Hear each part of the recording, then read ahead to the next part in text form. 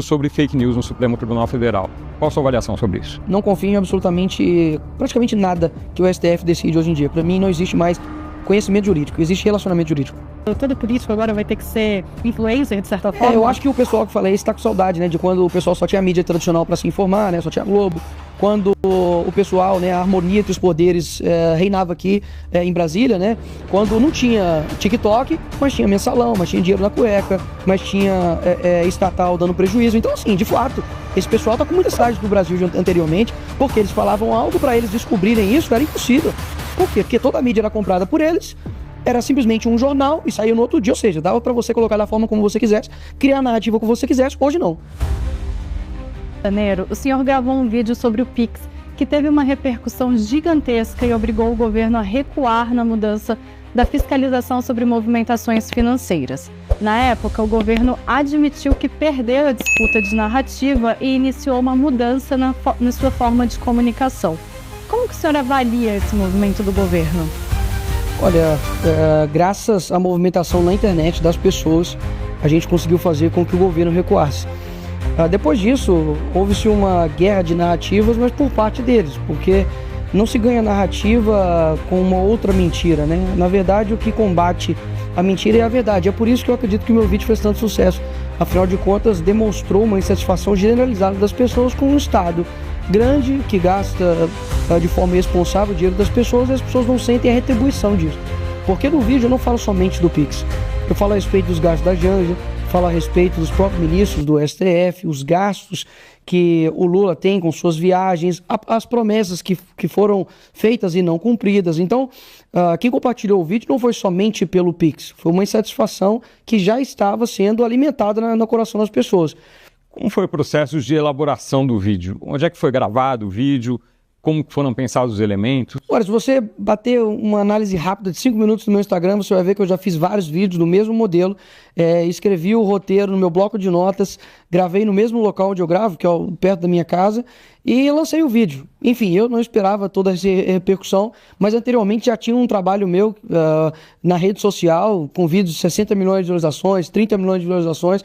Enfim, a minha rede social, realmente eu criei ela para poder ter um alcance, porque afinal de contas é uma das armas e defesas que eu tenho. Houve conversa com algum marqueteiro, com o Duda Lima ou outro marqueteiro? Zero, nenhum. Não, nada. Eu inclusive, fiz um desafio ao Haddad. Falei, Haddad, vocês estão me acusando aí que Elon Musk, Trump, né, o marqueteiro aí do PL me ajudou. Se você conseguir provar isso, eu te dou 1 milhão no Pix. Todos os vídeos que eu faço, eu realmente escrevo eu mesmo o roteiro. Todos os meus vídeos que eu faço com aquele estilo de imagens passando atrás assim de mim, sou eu todos que faço, inclusive o roteiro, e edito todos eles. E a questão do editor e o marqueteiro é ruim porque não fica a sua identidade, muitas das vezes. Então, por exemplo, o editor, se eu não gostei de algo, até eu mandar para ele voltar esse arquivo para mim, eu vou perder muito tempo. E hoje, para mim, o tempo é importantíssimo, principalmente no âmbito digital.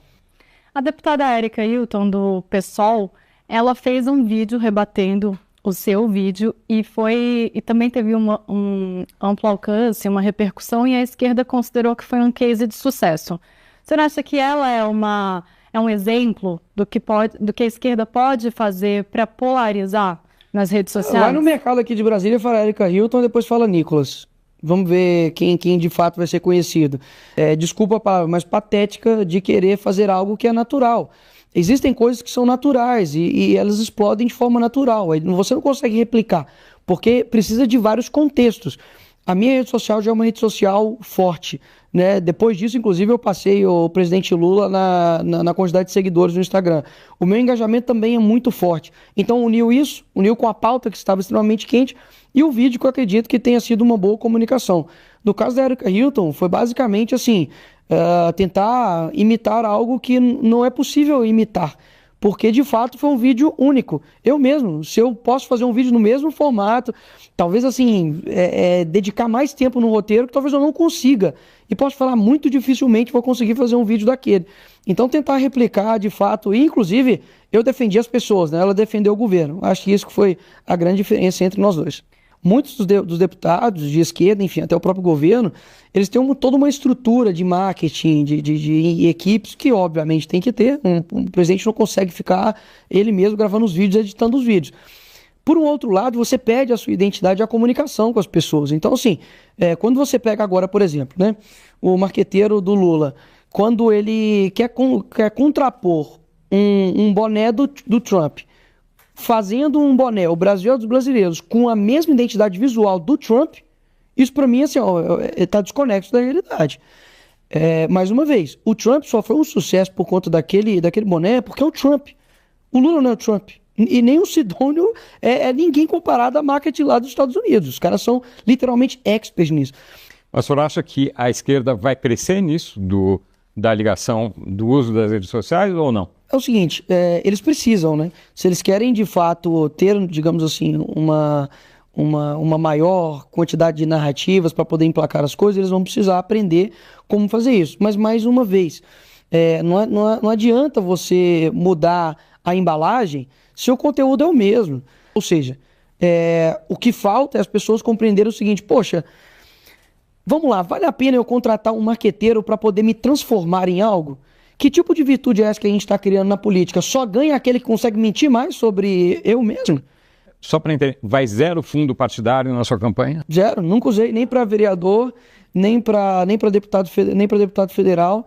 E eu entendo o seguinte, não condeno quem usa, tá certo? Foi algo pessoal meu que eu fiz lá atrás, e para não quebrar minha palavra, eu não vou quebrar minha promessa. Você não vai usar nunca? Aí que tá, eu não vou, eu pretendo não usar, até mesmo porque, por exemplo, se você vem para um cargo da executiva, fica muito difícil você, digamos, você economizar cartucho, sendo que o outro lado tá com fuzil, bazuca, tá usando todas as munições possíveis, e aí você fica economizando para tentar, enfim, tentar trazer uma certa virtude em cima disso. Por isso que eu não condeno quem utiliza, porque nem a realidade de todos, parlamentares e candidatos, é a mesma que a minha. Um dia eu espero que um momento ideal a gente não tenha mais nenhum tipo de dinheiro público em campanha para poder prometer saúde, educação e segurança, sendo que esse dinheiro poderia estar sendo direcionado para saúde, educação e segurança. Todo político agora vai ter que ser influencer, de certa forma? Eu acho que o pessoal que falei está com saudade, né, de quando o pessoal só tinha mídia tradicional para se informar, né, só tinha Globo. Quando o pessoal, né, a harmonia entre os poderes reinava aqui em Brasília, né, quando não tinha TikTok, mas tinha mensalão, mas tinha dinheiro na cueca, mas tinha estatal dando prejuízo. Então, assim, de fato, esse pessoal está com muita saudade do Brasil anteriormente, porque eles falavam algo, para eles descobrirem isso era impossível. Por quê? Porque toda a mídia era comprada por eles, era simplesmente um jornal e saía no outro dia, ou seja, dava para você colocar da forma como você quisesse, criar a narrativa que você quisesse. Hoje não. Hoje a internet mostra o quanto que a Janja está gastando do seu dinheiro. Foi 85 milhões aí, se eu não me engano, no total. Foi quase 40 milhões só no Janja Palusa, né? Enquanto isso, você tem parlamentares que não é que são influencers no sentido de que é como se fosse uma pessoa que está lá divulgando o tigrinho, não. Nós somos de fato influenciadores, e quem não é? E o que eu sinto é, qual o deputado que não utiliza a rede social hoje? Então o problema não é a rede social, é que eles têm menos seguidores que nós. O Lula, o presidente da República, tem menos seguidores que eu. Na totalidade, então, dá mais. No Instagram, eu acho que foi 5 milhões a mais agora que eu tenho dele. Isso atrapalha, obviamente, todos os planos de quem quer fazer corrupção, de quem quer fazer o Brasil ficar com um Estado grande, preguiçoso, que gasta muito e não preocupa com as pessoas. Porque, no fim das contas, o que eu menos escuto aqui em Brasília é Brasil. Então, assim, o defeito do parlamento são pessoas utilizando a rede social que todo mundo usa. Moras. Isso aí, para mim, é a conversa de quem tá com uma saudadezinha do governo corrupto aí dos anos passados. O que a direita ganha se aliando com o Centrão? Ora, eu não sou contrário à composição com o centro, até mesmo porque não vou fazer uma propaganda de um puritanismo político que é impossível você atingir. Nós temos uma matéria-prima que não fui eu que escolhi, os deputados que estão lá e nem os senadores. Então, a matéria-prima quem escolhe é a sociedade. Então, você tem que trabalhar com ela. Vamos lá. Existem diversas proporções de acordos, né?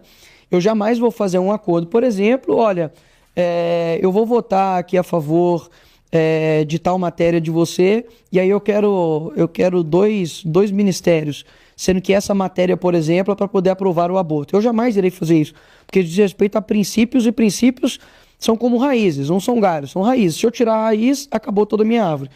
Portanto, eu acho que há proporcionalidade. Nesse caso, por exemplo, da Câmara, como eu disse, eu não sei a totalidade do acordo que foi feito entre ambas as partes, né? Mas o que a gente almeja é que a prioridade hoje no Brasil é uma pacificação que vem, obviamente, da anistia dos presos do dia 8. E eu espero que isso esteja, sim, no bolo da negociação. Acredito que eu não posso ser o cara que está dentro do avião e torce para o piloto errar.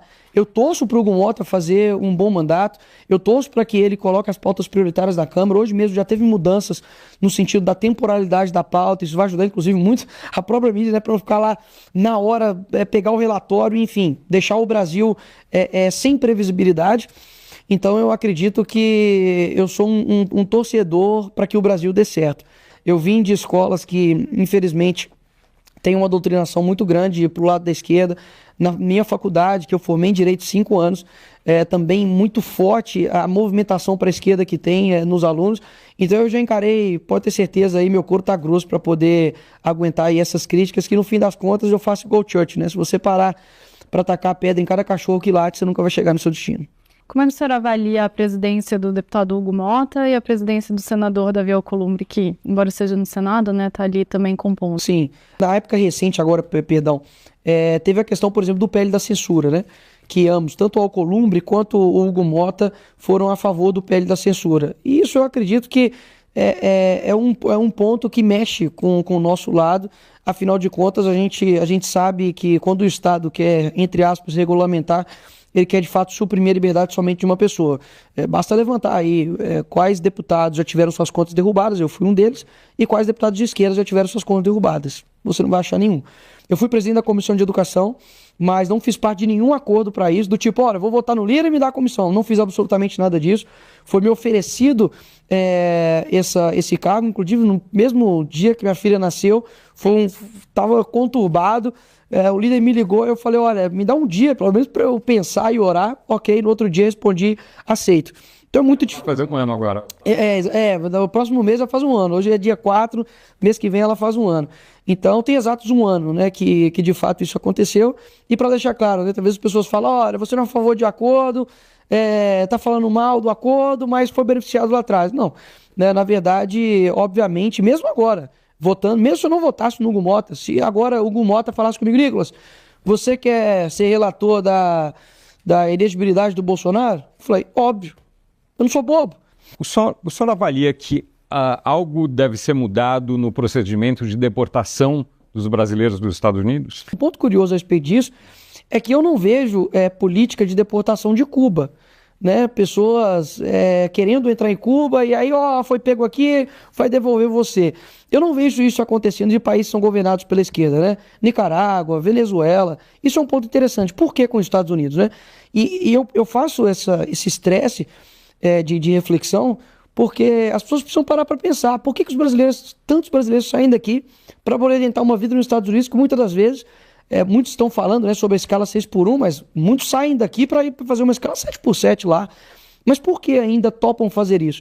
O que será que o nosso país precisa mudar para que a gente não viva em outro país, mas viva num país diferente, né? Então isso é um ponto interessante, para as pessoas começarem a perceber e falar, opa, não vamos mudar a atenção só isso aqui não, porque, peraí, olha o que aconteceu, por exemplo, na Califórnia e no Texas. A Califórnia, um estado governado pela esquerda, destruindo aquele local, estavam todos indo para o Texas. O governador do Texas falou, opa, aqui não. E mandou um caminhão de gente de volta para lá. Então, assim, lá você tem, né, essa, digamos assim, uma soberania maior dos estados para fazer isso. Aqui no Brasil, infelizmente, é tudo muito centralizado no Planalto, muito centralizado aqui em Brasília, e acaba que a gente não consegue tomar essas decisões. Então, sim, para mim as deportações têm que ter dignidade, para mim elas têm que ter o respeito, não tem que ter violações de direitos humanos, e gostaria muito, né, que a imprensa, digo de modo geral, estivesse atento também às violações que estão acontecendo aqui, também no nosso país. O senhor falou que defende que essas pessoas, por exemplo, deportadas, não venham algemadas, se não são criminosas. O senhor pretende conversar com alguém, alguma autoridade norte-americana sobre esse assunto? É um tema óbvio que dá para ser discutido, dialogado. Eu tenho uma agenda marcada para ir para lá, e é algo sim que a gente pode conversar e verificar se de fato tem algum dano acontecendo para isso ser sanado. Deputado, se a idade mínima para se eleger senador ou presidente for alterada no Congresso, né, o senhor defende esse projeto, o senhor pretende se candidatar em 2026 ao Senado ou até mesmo à presidência? Eu pretendo, se a PEC passar, a PEC do deputado Eros Biondini, pretendo me candidatar ao Senado. Eu acredito que há um clamor das pessoas por um Senado mais atuante, principalmente no que diz respeito contra as violações que o STF tem feito, principalmente no âmbito do ministro Alexandre de Moraes, e cito aqui alguns exemplos. Você tem penas desproporcionais sendo aplicadas por um foro que nem deveria ser o foro. Eu tenho foro privilegiado, assim como os outros parlamentares, ou seja, o STF me julga. Mas no caso dessas pessoas, por que é o STF que está julgando essas pessoas? Traficantes estão sendo soltos, pessoas que cometeram crimes horrendos no nosso país não tiveram penas de 17 anos. E cito aqui alguns. José Disseu, que foi mentor do maior... talvez as pessoas mais jovens, eu sou jovem, mas mais jovens ainda, não lembrem do que foi o mensalão. O momento onde o Brasil parou. Compra de votos de articulação política com dinheiro físico, mala dentro da casa das pessoas, uma repercussão não somente nacional, mas internacional, o maior esquema de corrupção da história do nosso país. E quem mentalizou tudo isso foi José Disseu. Foi condenado a 16 anos, depois foi reduzido para 12, está solto, está discussão no Senado. A direita deveria se organizar para ter outro nome, não ele? Então, ele é muito enfático em relação que ele é o candidato, né? Que ele é o candidato. E confesso que sim, dentre todos os nomes, ele é a pessoa que tem condições de vencer o Lula nas eleições de 2026. O Instituto Paraná fez uma pesquisa recentemente mostrando que se as eleições fossem hoje, ele ganharia. E acredito que você pode, obviamente, ter os seus contrapontos, suas discordâncias com o Bolsonaro, mas em comparação com esse atual governo e os outros também passados, como por exemplo a Dilma, é incomparável, né? Tanto na seleção de ministros quanto na questão da economia. Ele literalmente conseguiu deixar, depois de uma crise mundial, né, que foi a pandemia do Covid, deixar o Brasil no verde. No primeiro ano de governo do Lula, ele deixou um rombo de mais de 200 bilhões. A Amazônia, ninguém fala mais nada, ninguém mais faz musiquinha, mas a Amazônia bateu o recorde. Você tem ministros, por exemplo, agora do Lula, que saíram do ministério com denúncia de assédio sexual com outra ministra. A ministra de Direitos, a ministra das Mulheres do Lula não consegue definir o que é mulher. Se você não acredita, vai lá e coloca no YouTube Nicolas, ministra dos Direitos da Mulher, você vai ver. Nós temos uma ministra da Saúde que está faltando insulina pela primeira vez nos postos do nosso país. Um ministro do Meio Ambiente que, mais uma vez, está batendo os recordes de queimada na Amazônia. Ou seja, as escolhas do ministro são incomparáveis. Você tinha Damares, você tinha o próprio Tarcísio, você tinha o Paulo Guedes, que saudade. Então, o Bolsonaro falava palavrão, poxa, você vai casar com ele? Mas o Bolsonaro é grosso, você não vai casar com ele. Nem queria, e nem está escolhendo um padre, você quer um presidente.